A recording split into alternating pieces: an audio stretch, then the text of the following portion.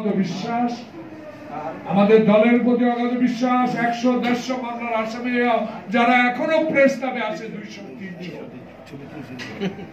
এখনো আপনাদের সঙ্গে কথা বলে, এটাই তো আল্লাহর রহমত।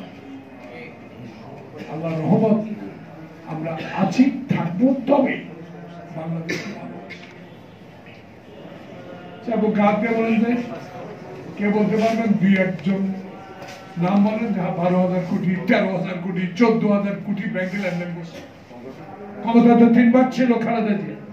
যা বলেন হিসাব দেন কি রে ভাই, 394 কোটি টাকা 5 জনের ব্যাংকে জব্দ করছে। কালকে দেখে কি দেশ গরিবের অর্থ এইভাবে পাচার করে বাংলাদেশকে মেধাশূন্য করে, বাংলাদেশকে সে ভারতের কিছু কুচক্রী মহলের চক্রান্তে বাংলাদেশকে মেধাবিহীন করে এই হিন্দুস্তানি লোককে চাকরিতে পূর্ণবল করার যে পরিকল্পনা হাসিনার ছিল, আল্লাহ পাক ছাত্র জনতা বৈষম্য বিরোধী আন্দোলন, তারেক রহমানের সমর্থন, আল্লাহ পাক হাসিনাকে বিদায় করে দিয়েছে। এখন আল্লাহর রহমত ইনশাআল্লাহ এর মেধা তালিকার লোকে বাংলাদেশে যায়। আজকে 71 প্রজন্ম ভুলে গেলে চলবে না।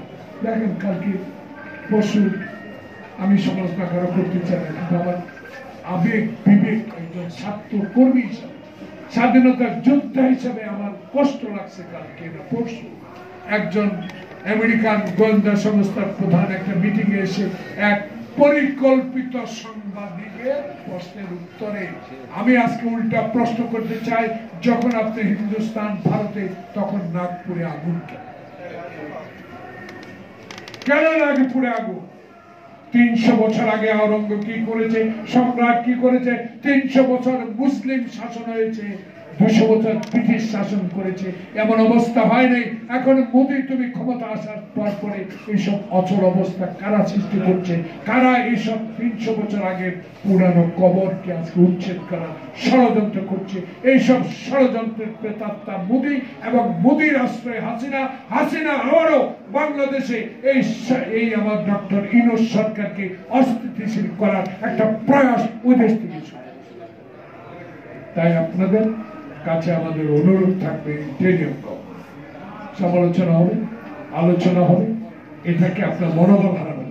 কারণ তারেক রহমান স্পষ্ট বলে দিয়েছে, আপনারা হারলে বাংলাদেশ হারবে, আপনারা হারলে জাতীয়তাবাদী শক্তি যারা হাজারো মামলার আসামি, যারা আয়না করে জীবন কাটিয়ে আসছে, কোনো মতে বেঁচে আসছে, যারা ইলিয়াস আলীর মতো, সৌদি আল্লাহর মতো লোকের আত্মা এখনো আমরা মানুষ তাকে জীবিত খুঁজে পাই নাই, তারা কষ্ট পাবে। যদি আপনারা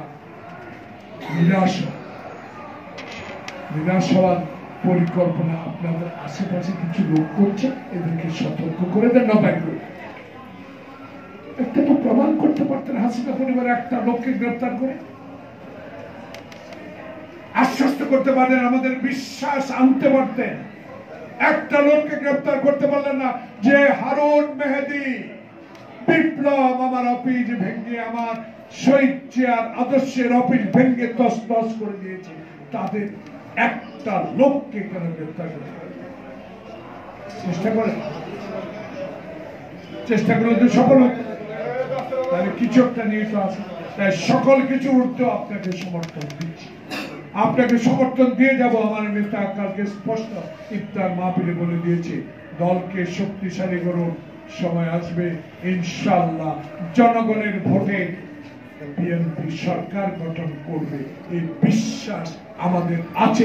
এই কারণে আমার ডানে বামে সামনে বিএনপির নিবেদিত কর্মীরা কোনোদিনও জালিয়াতি পায়ে পা দেয় নাই। বিদায় শহীদ জিয়ার আদর্শকে মাথায় রেখেছে, খালেদা জিয়ার আপুসের নেতৃত্বকে মাথা রেখেছে, এবং তারেক রহমানের 10,000 কিলোমিটার দূর থেকে তার নির্দেশ মেনে অক্ষরে অক্ষরে রাস্তায় আন্দোলন করে ছাত্র সমাজকে সমর্থন দিয়ে আজকের এই সফলতা এনেছে। সেই সফলতা অর্জিত হবে তখনই যখনই আপনি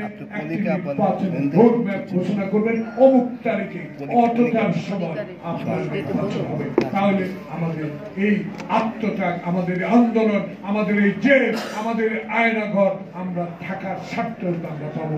সবাইকে ধন্যবাদ। আসসালামু আলাইকুম।